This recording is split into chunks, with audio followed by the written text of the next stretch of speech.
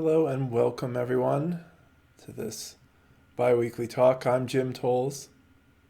I'm a spiritual teacher, as many of you know. If you're new to me, I blog regularly at spiritualawakeningprocess.com, and I do these talks every other week, alternating between this time, 6 p.m. Pacific time, and 10:30 a.m. Pacific time. Part of this space, we have a little chat pod here where people can ask questions. And if somebody could just type in the chat pod to let me know that you can hear me, we'll be off and running soon enough. You don't say anything particularly profound, just that I can hear you, Jim, sort of a thing.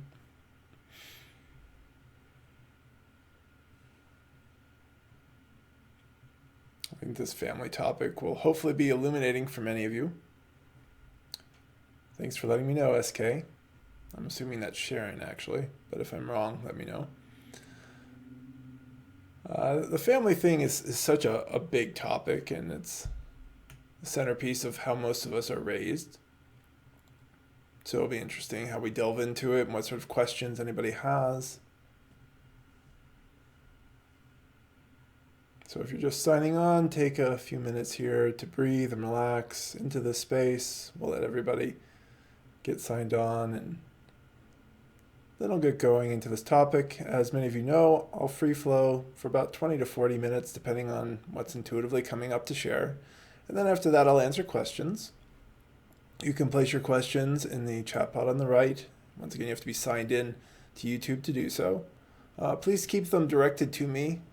In general, keeping the comments and questions directed to me allows me to not miss anything, and cuts down the crosstalk where we could have like a whole huge conversation between different people and I wouldn't see half the questions in there. It's a very small space. And in general, of course, be respectful to me and everybody else. We're here to help each other.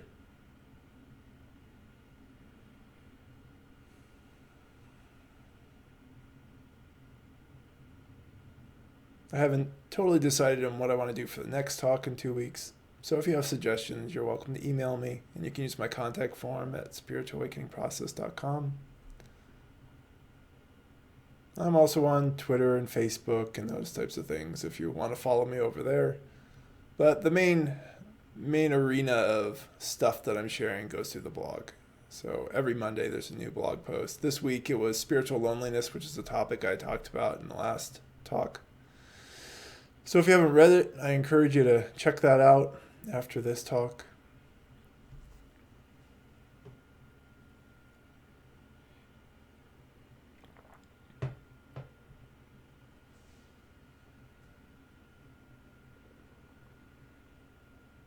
And as we're sitting here letting people log on, just taking a few deep breaths, focusing in on this moment, checking in with yourself, your heart, your body, your mind. People get so busy these days doing things that they lose touch with themselves and what's actually going on in the inner world. So just simply breathing and noticing is all you really need to do. And the more relaxed you are, the easier it is to hear your own intuition, which is helpful whenever you're listening to somebody else talk about something. Because when you can hear your own intuition, you can really feel what resonates for you, what feels true.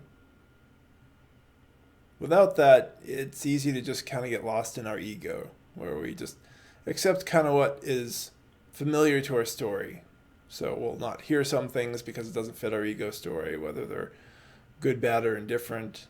Doesn't really matter. It's really just whatever somebody's familiar with. And of course, the ego is derived a lot from our upbringing, and that's usually our family. So just breathing, relaxing in this moment, and allowing yourself time to settle into yourself, so that you can hear yourself and you can find the truth in whatever I may offer today.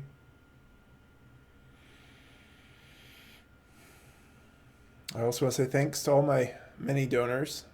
Your donations allow me to do this work full time. I'm really appreciative. I've been doing it doing the work for almost 7 years this October, actually, and been full time at it for about a little more than 2.5 years. It was about March 2015 is when I was able to do it full time and not have to have anything else supporting me. And if you're interested in donating, down in the information section below is a donation link. And all donations are welcome and appreciated.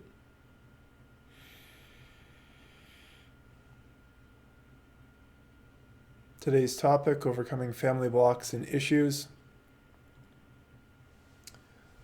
Let's talk about it. So, what is a block and what is an issue? And I know in the announcement that I made a distinction saying that for blocks, we're going to think about what stops us from even looking at issues. What's the wall that's in the way of the burning castle? And a friend who recently was chatting with me on Facebook had talked to a therapist who described this fog, this fear, obligation, and guilt. And it's such a beautiful distinction, I think.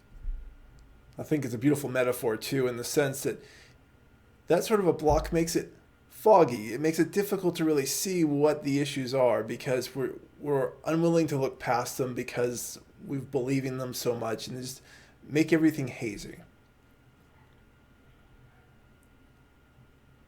So this sense of fear and obligation and guilt, I think, really builds itself out of this desire to protect the family, right? That we don't want to hurt them in some way, because that's one of those big programs that families teach us. And it's very implicit, is a sense that you don't want to hurt your family. Your family is a means of support.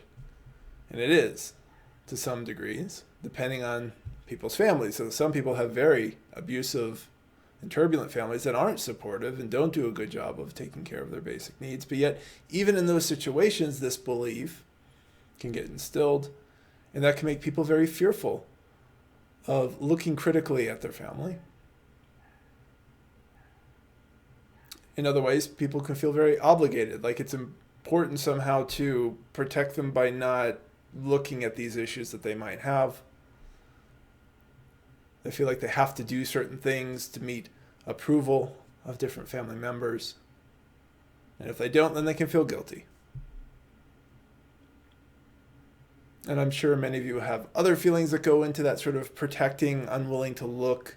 The belief and story that you had a good upbringing is a really, really toxic one on a lot of levels. And it's really interesting because if you truly did have a good upbringing, if you look critically, if you look at the issues you have and your family members, then you'll be affirmed if you're correct. But I think we cling to those notions that we had a good upbringing precisely because we know we didn't on some levels, that there were problems and we're about to give up an illusion. And giving up that illusion seems to jeopardize the family connection. It seems to jeopardize any sort of support you might get with your family. And in some cases it might. In other cases it won't. But if we're too busy hanging out behind this wall of fog, we can't really find out. And that gets in the way of doing a lot of deeper and really important inner work. Step it all the way back, everybody has a different upbringing, right? And everybody has different compositions of that upbringing, where some people, they may have actually had kind of their family be the orphanage that they grew up in, which is a very different sort of thing. And it's not a topic I'm really going into, but I want to honor that there are many, many different types of upbringings. And whatever that upbringing is, it informs who we are as people and how we develop, whether we see life as threatening or not threatening. And that's kind of that binary that I often talk about, as many of you know, the 0 and 1. It's like, where are you on the scale of do you feel safe or do you feel not safe? Because that will influence how you see all of your life and how you interact with people. The more you feel unsafe, the more everything looks threatening, and you respond to it as such.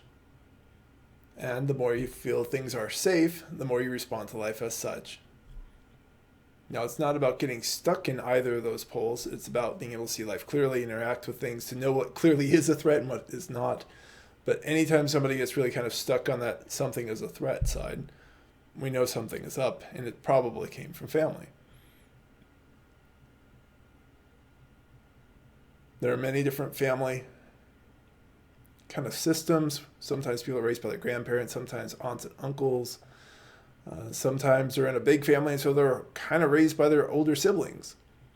Other people, of course, are raised by single parents, or a mom and a dad, or a mom and a mom, a dad, and there's a lot of different combinations to it.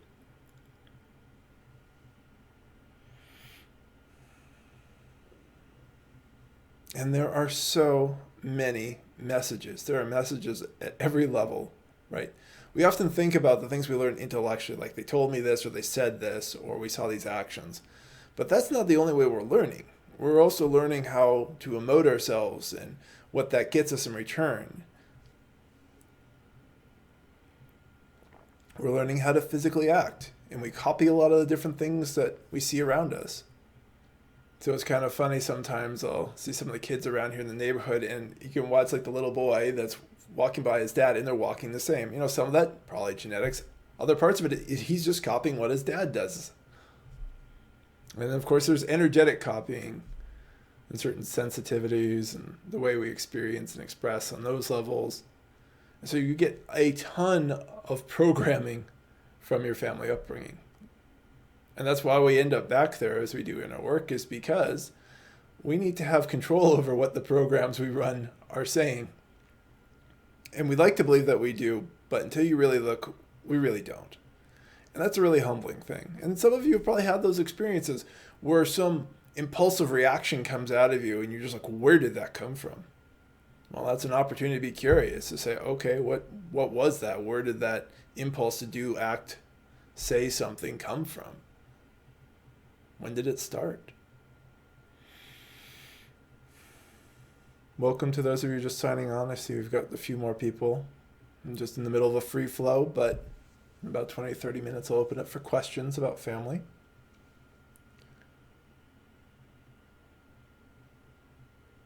So I really like to hone in on this sense of needing to protect the family as that kind of part of that overall block, because I think that's what a lot of the fear, obligation, and guilt stuff, as well as other emotions, are about.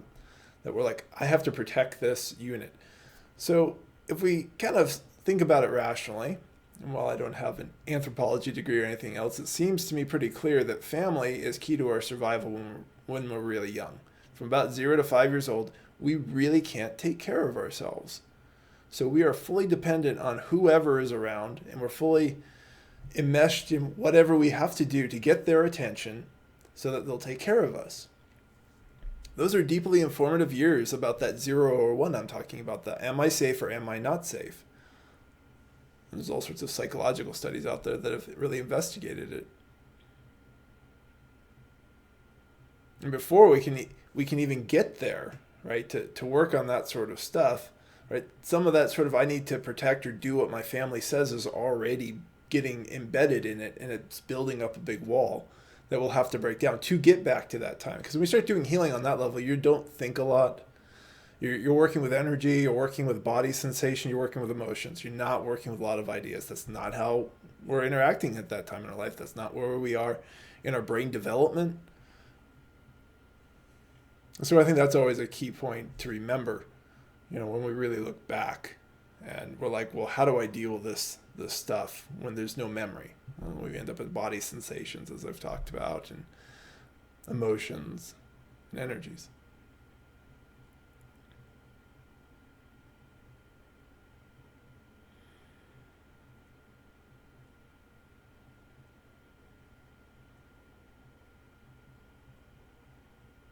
So having those years, and then however the other years that go on afterwards, where your family is still taking care of you, really build it up into our subconscious that they protect us, they keep us safe. And historically speaking, right, they were the original safety net. Families were the only kind of safety net you had. We didn't have welfare, we didn't have food stamps, we didn't have any of that stuff. A lot of parts of the world don't have that stuff still. So it makes the family super central. And so now we've got generations of kind of social conditioning and social belief that will also feed back to us through society, saying your family's important, your family's important, your family's important, over and over and over and over and over and over again. Basically watch any Pixar movie and they're saying family's important. The ones that, get the the biggest amount of revenue for them are often having that statement. Good Finding Nemo, Finding Dory, The Incredibles, Inside Out, and there's plenty of other movie houses that do the same thing. But what it's doing is he's talking to you on a level of subconscious belief that is, part of society, and so everybody responds to it really well, and they'll go see those types of things because it's playing on that belief there. And I do want to add that as we look past the fog, as we look past this wall of protection we're putting around family, we're not there to blame. It's not about saying, they're bad people or any of that sort of stuff. I think that's part of the many aspects of the fear that people have. It's just about seeing it clearly and to understand yourself. To understand yourself so you can become more free from old pain, old processes that are stuck inside. Because when you see that mom has a drinking habit built off of a self-worth habit, built off of her own childhood, and all the different little interactions that she did with you, and how she created certain, beliefs through her interactions about you, and then how she played them out, and how you created beliefs back, and those sort of intricacies that build themselves up into this ball of pain and suffering, then you can start to unwind it. Sometimes people rush to the forgiveness thing too, because they don't really get past the wall, and they don't really want to get into the nasty feelings of it, and they don't want to blame and say, well, I'll just forgive her. And it's like, well, you don't even really know what you're forgiving yet. And that tends to be really important. So you're starting to allow, anger around a situation that came up when she was just, drunkenly abusive towards you and just screaming, right? And saying all sorts of terrible things about you're a horrible person and on and on. There may be some anger energy that needs to just kind of come up and be felt and seen and released. And then under anger is usually something else like fear and sadness. And so then that comes up. And then after those release, then you come to the forgiveness stage. Right? But you can't get to that part by trying to avoid it or trying to leap ahead in steps, because that's just another attempt to sidestep, to bypass.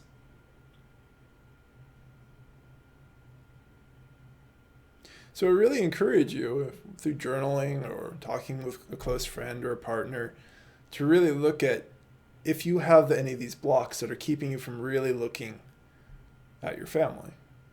And I think next up I really have to talk about this. I had a good upbringing. Well, who taught you that you had a good upbringing? It's your family. It's kind of a self-serving statement to believe that, oh, I had a good upbringing. Oh, yeah? Okay. That's fine. How do you mean that? And then start to really look into it. It's like, what does that mean? And how are you really feeling? Were you really happy a lot in your childhood? And of course, it's a challenge at times because our egos get so good at remembering selectively. A lot of times in my sessions, I can't tell you how many times, when people start to relax and open up, they start to remember things that have been repressed by the ego. And there's something about repression that's an active force too. That some part of the ego still manages to hold on to memory and it hasn't gotten rid of them.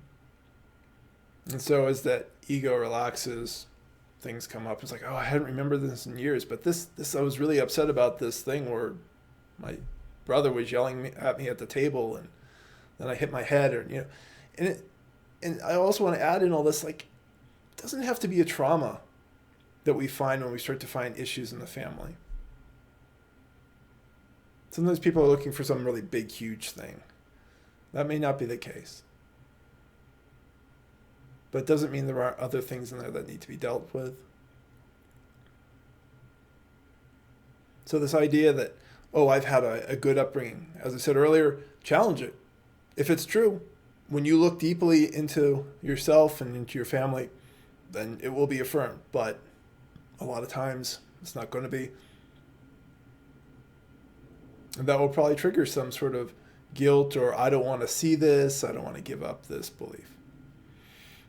As so many of you know, you have to give up beliefs. If they're not in truth with reality, you give them up. Our beliefs are supposed to help us to understand reality and engage with it, not to inhibit us and create projections and things that aren't real, which get in our way, which degrade our ability to interact with ourselves and with other people appropriately. And that's what a lot of these beliefs do.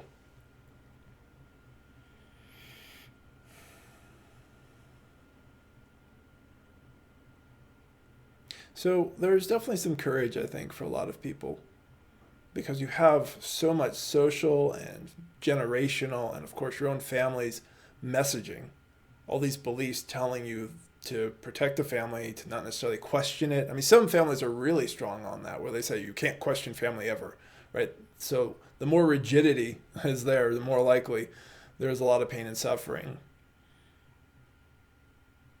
Although plenty of people, the more upsetting something is, tend to have a better sense that, yeah, this wasn't such a great childhood. And then you start to kind of open yourself up. And as I said, the journal is a great place. Talking to a close friend or partner is a great place. Start to explore more of like, what are you still holding on to? Obviously, triggers in everyday life, especially with your close loved ones who are with you now, can really illuminate what you're still holding onto. The reflections back to past situations in a lot of respects, to past messages and beliefs that you believed and are now acting out.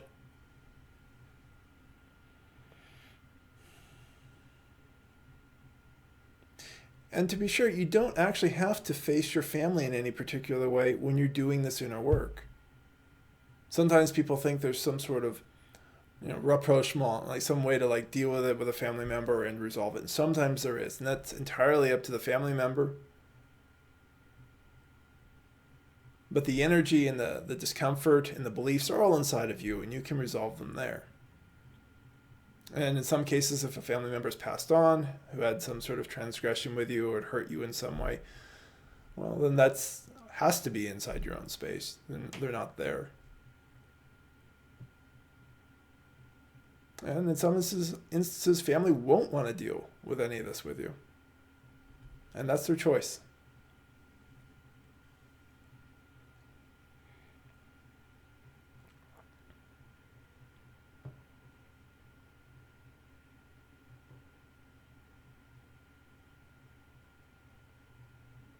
You definitely come to this work understanding that everybody does what they know. I don't like to say everybody does the best they can, because who knows what's possible for them, what best would be. They basically do what they know. That's the ego process. It's just whatever it knows is what it does. And it takes kind of the rare person, and I honor all of those of you who are joining me tonight, who want to know more, who want to step outside familiarity and ego perceptions of safety.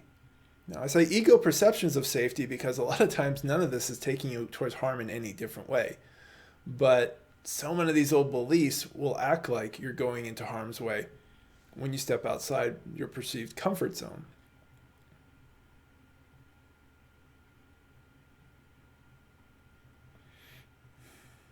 So as you let that go and you start to notice some of these triggers, the ways you interact or react to different situations throughout your life, you can start to trace them back to like, well, where does this come from?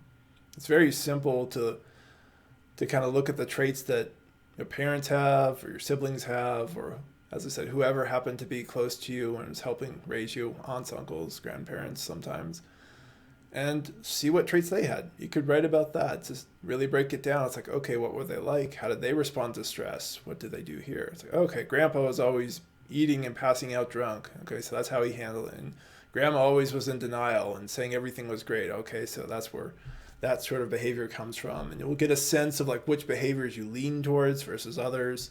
Some behaviors you react towards. So the avoidance person, you may want to avoid becoming that yourself, so you become the over responder. You're constantly responding and trying to tend to and fix things all the time because you don't want to become like that. And so in that instance, you still have the other issue. And so if you dissolve that avoidance thing and let go of the fear of becoming like that, then you can kind of come back to a more natural equilibrium of just being as you are and taking action or not taking action depending on what feels true to you. So that's kind of an interesting point, that sometimes we forget that some of our traits grow up in response to not wanting to be like something. And that's not really better. Because now you're still kind of reacting to something rather than being present to the current moment. Because there are definitely times when taking action to fix something is not the right action. It may not be something you're qualified for. The wounded healers are a great example of this, where they can go out and they want to heal and help everybody, but some of that they're not qualified for, emotionally able to handle it or whatnot. As many of you know, I'm all about helping one another. That's an important thing. But we all have a role to play in the society, and there's some things what you have to let things fall apart for the people who are supposed to fix it to show up and fix it. If you fix it too soon or it kind of holds together whatever the situation is, then those people aren't going to do anything. Pain is a powerful motivator, which is usually the reason why anybody starts looking at their family. Some of the people who do the deepest and most profound work are the ones that had a lot of pain because the pain forces them to do it. Versus if somebody had too good of a family life, it's just so easy to believe that nothing's wrong there. We have a lot of big issues hidden in plain sight.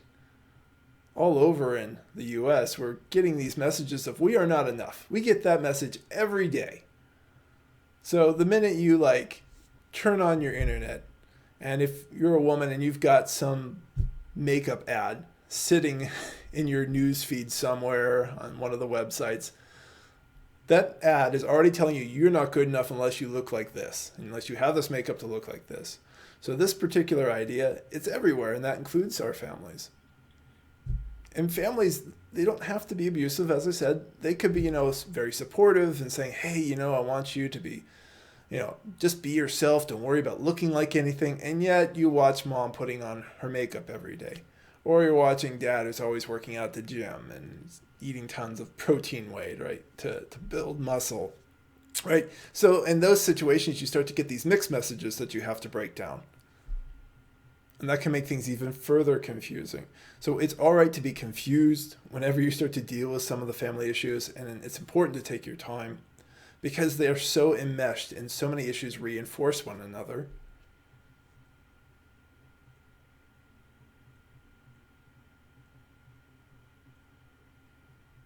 That last comment really was kind of one of those moments of kids do what they see someone does, not necessarily what someone says. The do as I say, not as I do thing never works. We all know this.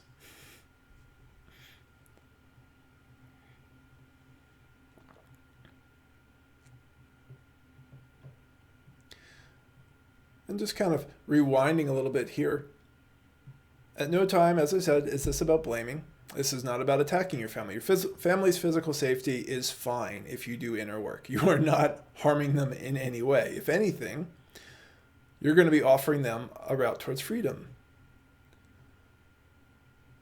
Because, as I said, people just know what they know. If they don't see something different, a different way of interacting or changing, or even the possibility of doing inner work, they're not going to change unless pain really drops a hammer on them.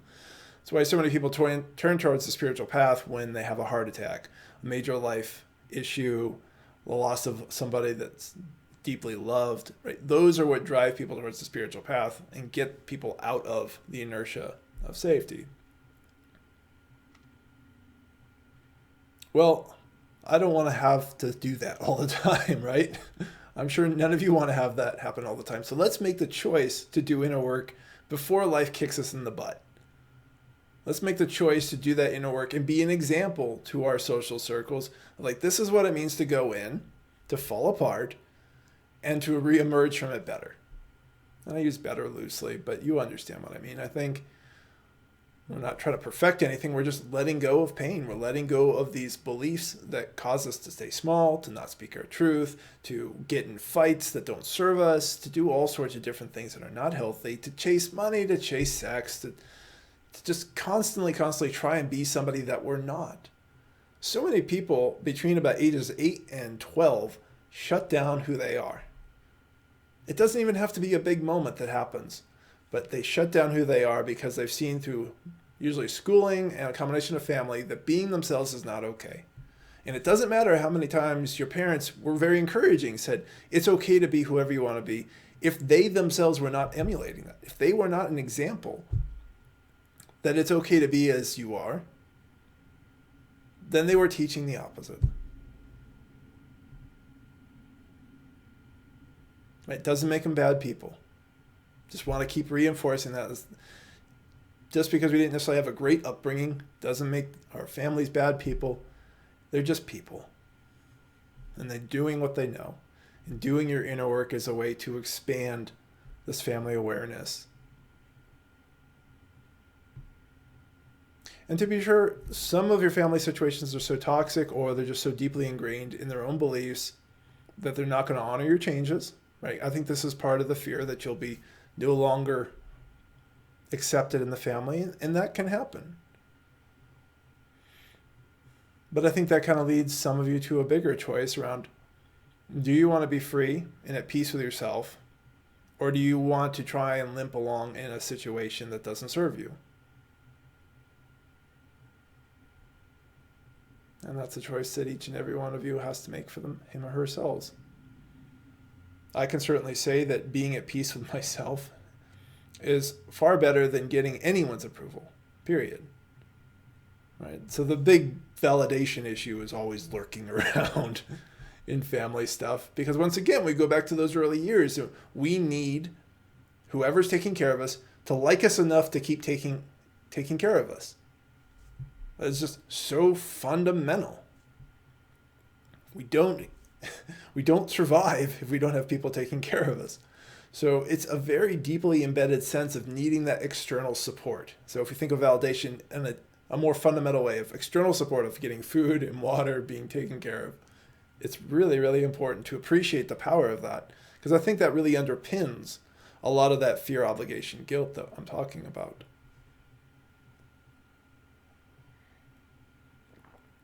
So I see we have some questions already, and I can pause and start answering those. If other people have questions, feel free to type them in the chat pod. As I said earlier, please keep questions and comments directed at me. It's a small space. I want to make sure that I can see everybody's stuff. Jen's congratulating me on 7 years of teaching. Thank you, Jen. From resident 9011, amen. How do I get rid of the guilt? Well, I think this is like much what I talk about in all my talks and my blog. So we learn to just be with it. We let that feeling arise and we breathe into it. Say, okay, guilt is here. Hello, sit down, have some tea. As opposed to trying to get rid of it or try to change it, we just say, okay, guilt, come on in, sit down with me.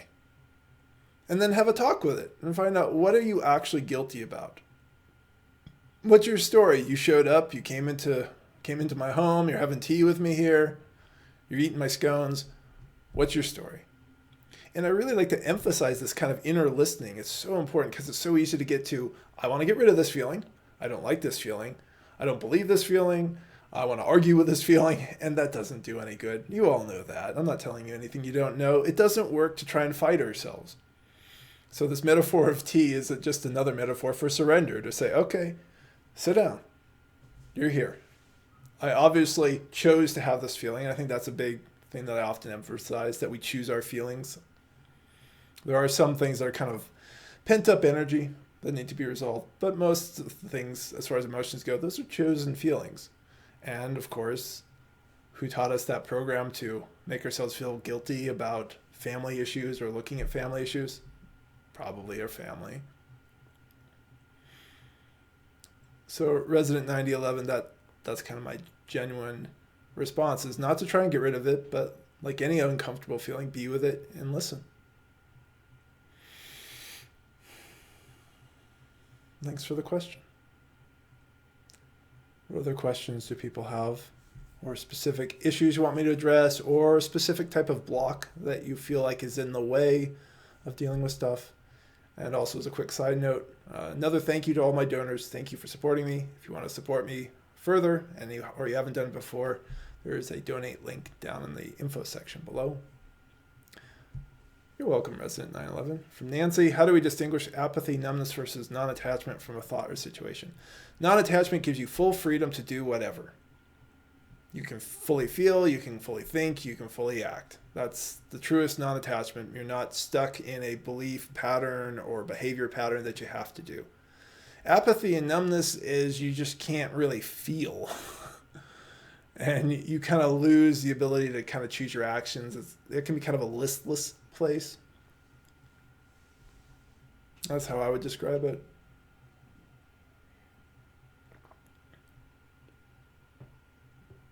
But non-attachment, disinterest, it's just very neutral. It's not upset. It's just a very open feeling place versus a closed, shut down place. Let me know if that helps, Nancy.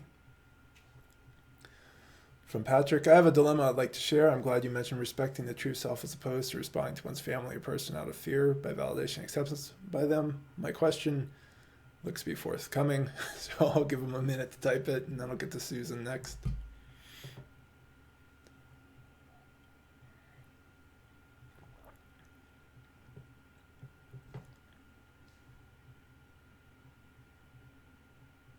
Probably also to add on to my response to Nancy is you keep paying attention. The more you pay attention, the better you get at understanding what's what inside.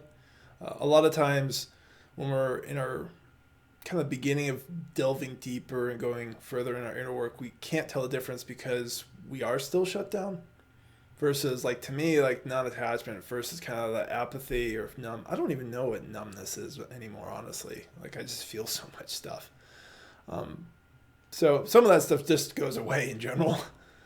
But you get a bigger distinction of what's what. Because you've been paying attention, you understand how these things interact. Nancy says, yes, thank you for clearing that up. Because both non-attachment and apathy are neutral, so that's why I was a bit confused. Yeah, it's a great question. I appreciate you bringing it up. But it's definitely kind of the closed-open distinction. And as you pay attention, it gets clearer and clearer what's closed and what's open. Although, I mean, to be fair, the ego at times will confuse being non-attached as like, oh, that means I don't care. Right? This will be something some of your families may experience with you when you're just neutral and you don't have anything to say. They'll decide to project onto you that you don't care about them. So it's their wounding coming out. And so where you're still kind of caught up in that belief system, the tendency is to be like, oh, this person's right. I am just not caring. I'm apathetic when you're not attached. You're actually just in non-attachment. Well, it looks like Patrick hasn't had a chance to finish writing, so I'll answer Susan. How do you accept those feelings when they're so painful, gut-wrenching? Susan, I think you already know my answer to that. You just keep breathing. The more you can be with that inner discomfort, the more it will break down. And that's just something that really empowers us too over time, Susan. If you can handle some of the gut-wrenching, awful things that your body can toss up inside of you, you're going to be able to handle a lot of the gut-wrenching, crazy crap that goes on in the external world. So it kind of amplifies our ability to be with deep pain. And ultimately, that's kind of an amplification of our ability to love. If we can't handle that pain inside of us, we sure can't handle that pain with other people. It's just too much at that point. So breathe, relax, keep coming back to that place of presence and surrender. And you can just simply honor that this is an emotion that's coming and a sensation that's coming out of the body. It's just body stuff. It's kind of not personal. And by being present, it's a way to kind of neutralize your own responses via your ego. Because if we get caught up with our beliefs and believing in it, then we start to wallow in it and we start to recreate it. So coming to presence, breathe, relax, surrender.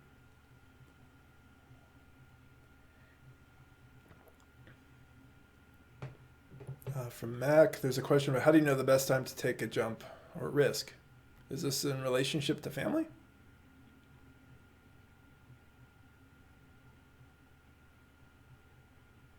I mean, the simplest answer to it from a general perspective is practice listening to your intuition. Because, timing in life, we can't ever really plan. It's like if you decide to have kids. It's like, when's the best time to do that? Listen to your intuition. Right? It's always going to be a big life change and it's going to require a lot of you.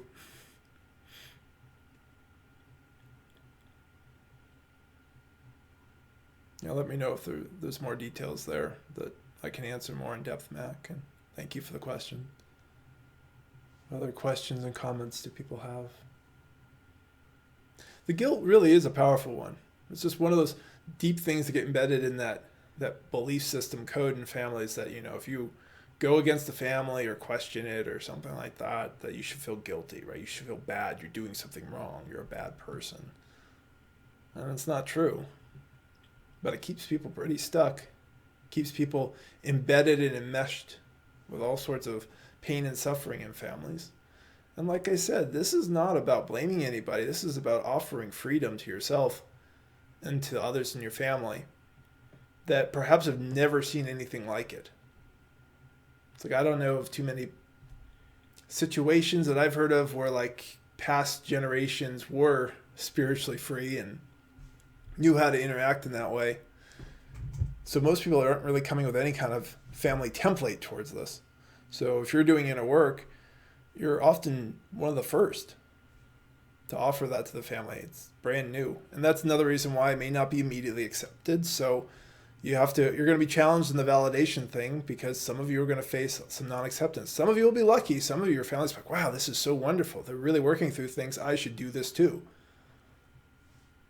That last part, of course, would be a real gem if somebody jumps to that part of the sentence and says, I should do it too. Some you'll just get like they appreciate that you're doing it. So the rest from Patrick says, I'm at a point in my life where I want to surround myself with those who accept and love me for who I am and out of self-respect for myself. So I'm debating going to a Thanksgiving dinner at a friend or at my family's. Acceptance and love is stronger at my friends, with a few other friends there, and yet I'm still stuck. There's the Buddhist idea of gratitude and appreciation for what my family has done. They're all making efforts, but in the end, it's hard to be myself. In the end, if I say no to major holidays, I say no to them. But I've also noticed how my spiritual changes inspired them and how this has sparked more love and acceptance. This is a big leap for me. Intuition, then? Yes, I would say intuition. And either way you go intuitively and go open. So family is also a gold mine. So we're not avoiding family in this topic. Actually, you can spend quite a bit of time with them, and the more you just practice being neutral, being in a space of presence with them, you're going to learn more things. You're going to see more things. You're going to be like, oh, that's where I got that from. Or I do that too. Okay, so that's that program. And it gives you more clues and can actually accelerate the inner work you do. I think it's often pretty helpful to like interact with family and then spend time apart to kind of process through what you discover, and then you can interact again. So what you do with major holidays is entirely up to you. This is not about self-insulating. Any of you who know me and how I talk about these things know none of this spiritual path is about self-insulating. That was actually a topic of last week's blog post. We're not going to get away from pain in life. What we can change is how we respond that causes us suffering. Suffering being a response to like something going on in life. So if you talk about the changes that you've been doing with your dad, Patrick, and he just goes, and doesn't give you any positive response back, and you get upset about that, you're causing yourself suffering. That's on you. That's not on your father. But you can certainly learn from it. It's like, oh, I was looking for validation here. And then you pay attention to your father and you start to remember, oh, wow, he always talked about, basically getting no validation from his father. So he's just acting out what his father did to him. Okay. So instead of me getting upset and creating a deeper wound of like, I need validation from everybody else now too, or doing what your father does and just ignoring it, right? This metaphorical father. Then you can neutralize this. You can stop it before it becomes something else. You say, okay, this is what's going on. This is what I was still seeking. I can let that go. And I can just be with a response because that was the response he had. And there was, in that particular instance, there's nothing really abusive about it. There's nothing overtly dangerous about it. Often our egos elevate the danger of a situation.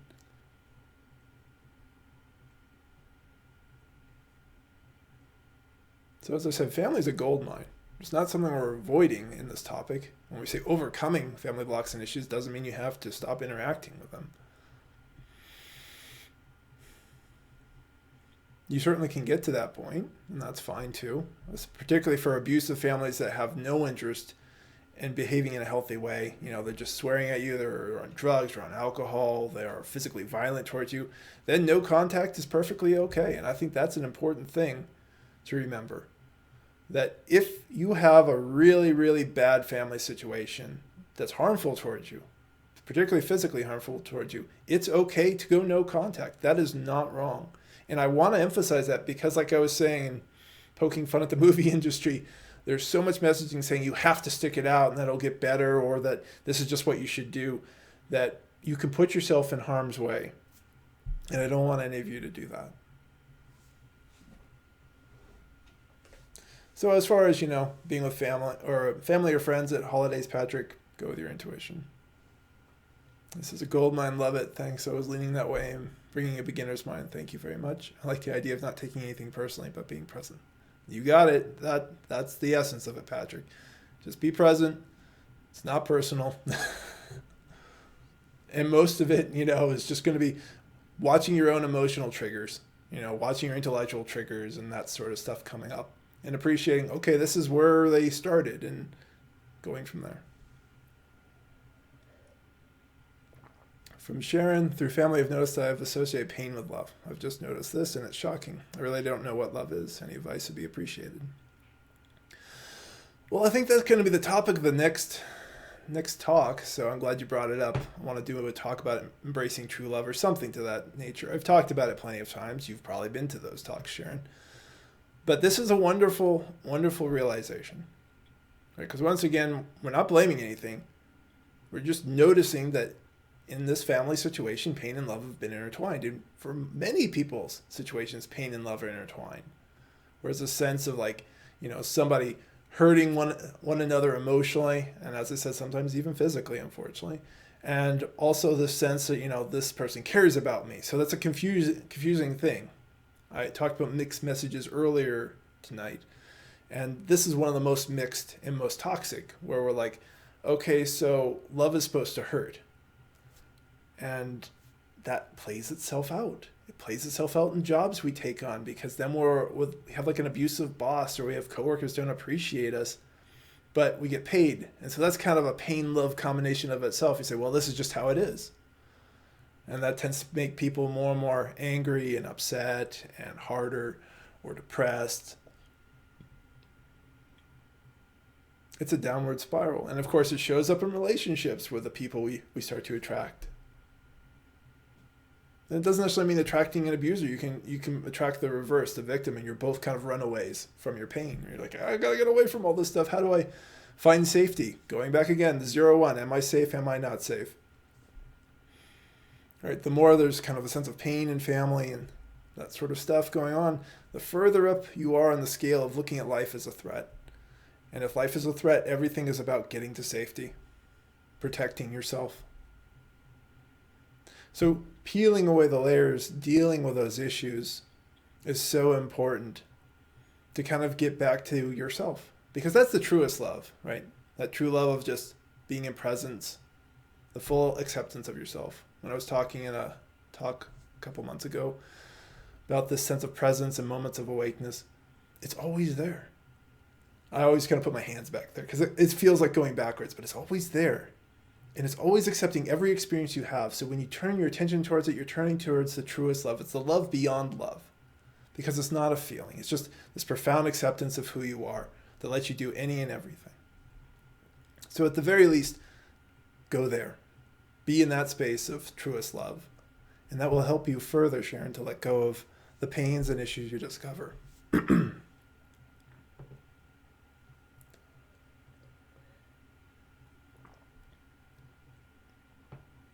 I hope that's helpful. Thanks, Sharon and Patrick. From Lisa, how do we work through the issues of guilt when there is a significant obligation to deal with, i.e. aging parents who rely on us? They're just at that age and need. Boundaries get difficult to set. Yeah, this is a great question, because sometimes we're not going to be able to avoid a situation. We've made commitments, and making commitments to family is fine. As you can tell, there's no right or wrong way to do this. Everybody's going to have individual situations. But like I said to Patrick, this is also a learning situation where it's like, and I think somebody else was asking about guilt earlier. It's like when guilt comes up, you say, hello. Right, we're going back to the tea lounge here. It's like, come on in, you're here, and you're already here. Come sit down by me. Tell me what this guilt is about. I'm going to breathe and I'm going to listen. And give it no further story. And sometimes you're going to discover interesting memories. They just kind of pop up and say, okay, so this guilt is about this. Sometimes there won't be a clear story. It's just a general sense of obligation. And so you breathe and you just kind of allow it to be there. And the longer you can just be with any difficult emotion without responding to it, it has to break down. It can only exist because we give it energy, because we believe in it. Every time we believe in it, it's like plugging a fan back into the wall. The fan starts spinning again. When we unplug the fan, it starts to slow down, but it doesn't stop immediately. And I think there's always that expectation when people are starting to do inner work at first. Like, well, shouldn't it just stop them? I stopped believing it. Yeah, for 5 seconds, but the last 50 years of your life, you've been believing in it. How much energy do you think you've put into this thing?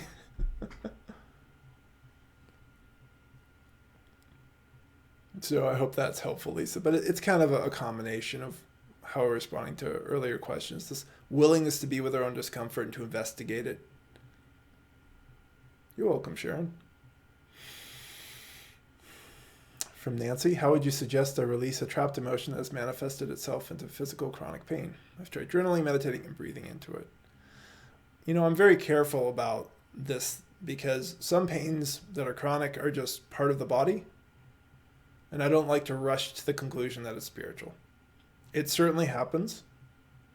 I've definitely experienced it where there's all sorts of interesting pains and difficult things, especially if something processes out of me.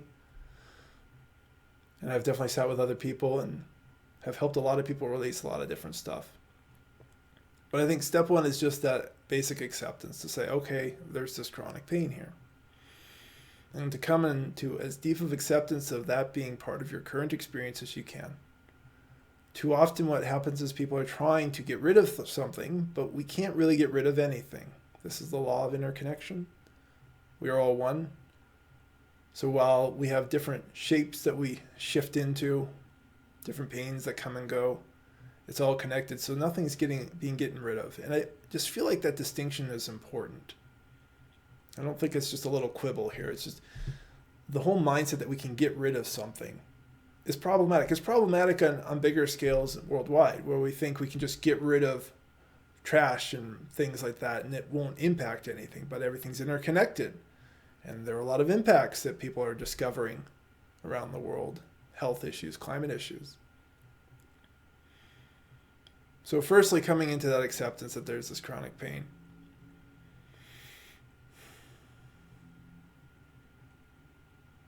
And I would just say at this point, surrender to it. Just let it be part of your expression. It's probably not fun or easy, but surrender as much as you can.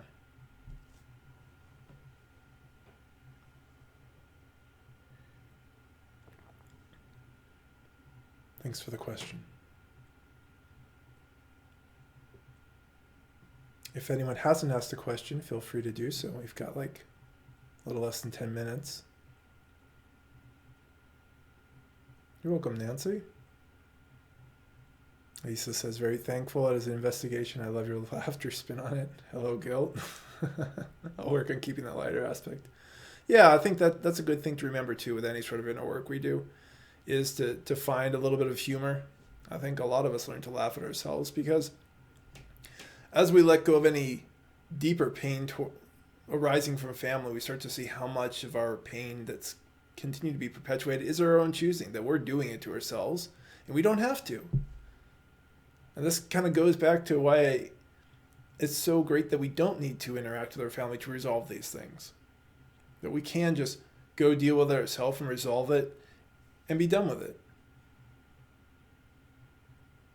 And then it kind of becomes funny. It's like, why did I hold on to that for so long? And we know why, and you'll have all sorts of reasons around why you held on to a self-worth, a validation issue, senses of guilt and obligation, and all that sort of stuff. But it still becomes funny.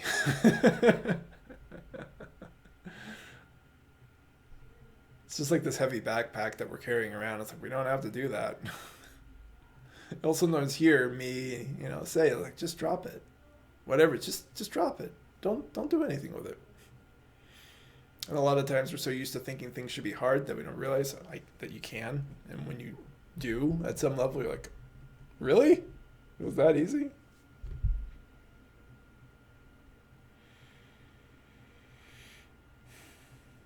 The number of issues that you can find as you're working through family stuff is just excessive. Like, I couldn't even list all the different things. But you can. And if you haven't done too much of this work yet, start there. Just list them out. See what's there. A lot of things like to hide in the darkness of our minds. Just kind of pull the strings. But when you start to get something out, whether it's on paper or talking or whatever you want to do, then you can see it. You can start to address it.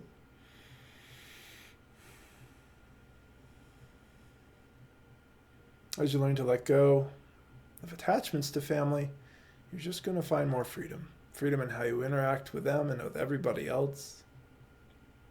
And that lends itself to a whole new world of possibilities.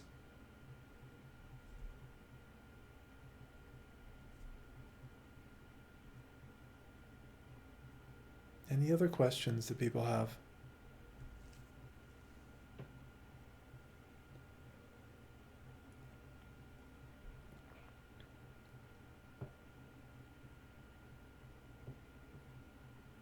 I think that one thing I haven't touched on is generational issues. Issues that get passed on. That maybe even started like several generations ago, but they just keep getting passed on, like scarcity fears. Like a lot of us in the US have scarcity fears that have been passed on from the Depression era. So the different fears that people had around not having enough led to certain ways of holding onto money, to not spending, to being very cheap, and that sort of stuff that's gotten passed on. And it's completely inappropriate. But that sort of, I don't have enough and I have to hold on to every last dime can get, stuck inside. And it's one of those issues that can be hidden in plain sight because it can look prudent, right? You hear people talking about all the time about, oh, I got such a good deal on that. But as many of you know, as we're starting to really investigate this whole, what does it mean to get a good deal? Is it a good deal if people are, like in sweatshops making these shirts that are cheaper for us? Is that a good deal? We're all interconnected, so does it make sense? And then spiritually, of course, the answer is no. If it's polluting the environment so that we can, get further faster on some means of transportation, is that a good deal? Just because, gas was cheaper or the means of transportation was cheaper, right? So this is how a scarcity fear really can get illuminated as being drastically wrong and a misunderstanding of how to use money energy. And there's a lot of those. A lot of those will come out of family. Some people spend too much and don't know how to save. Some people are doing like the scarcity fear thing. And those can get started generations ago with actions that had nothing to do with you or your current family. So if you are really inquisitive into this, you can start to uncover a lot, and it can really help you get some more mental understanding as you're letting go of the deeper emotions and the deeper physical sensations and energies. Patrick said, I've learned that through releasing the anger and sadness and fear, there's come forgiveness on my own, but I've also orally shared forgiveness with parents out of wanting to evolve with them. That's nice. Yet I've noticed more distance now, although I don't regret it. Given they're a gold mine, does that imply that either the work is solely mine or can it be interpersonal with perhaps hope? I wouldn't put hope in there.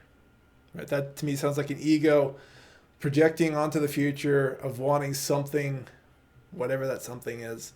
You can certainly do interpersonal stuff, but it has to be mutual. You're not going to drag anybody down the spiritual path. I don't drag anybody down the spiritual path. You all came here of your own volition. People email me because of their own volition. I don't go out and find people and proselytize, and I encourage all the rest of you not to do that either. Just keep doing your work, and the more at peace you are, that will kind of drive certain things from your life. Certain things grow out of that space. And Lisa comments, yes, generational issues of war, distrust for authority. Yeah, those war issues don't go away. Any wars that went on with our past generations, anything that happened to any of them, that stuff got passed down. A lot of alcoholism gets started with war. That somebody comes back and they've got so many emotional wounds, maybe even physical wounds, that they try to bury it in alcohol, and that abuse becomes a cycle of abuse in the family. Even though, the latest members never went to war. Yet another reason why I am exceptionally anti-war, because it almost never serves anything. There's so few situations where that makes any sense. So on that note, I hope this has been helpful. As I said earlier, if anyone wants to support me, you can donate. There's a donate link down below. You can thumbs up this video. You can share things on Facebook. Any way that you feel called to support is appreciated. But also, if nothing feels moved to be shared, that's fine too. Trust your inner knowing. And keep going, everybody. As I said, I'll be back in a couple of weeks, 10:30 a.m. Haven't decided on the topic, but you're welcome to request, and you can just email me through the contact form. Thanks, everybody, for your time. And as always, stay in touch through spiritualawakeningprocess.com. New posts go up every Monday. Take care.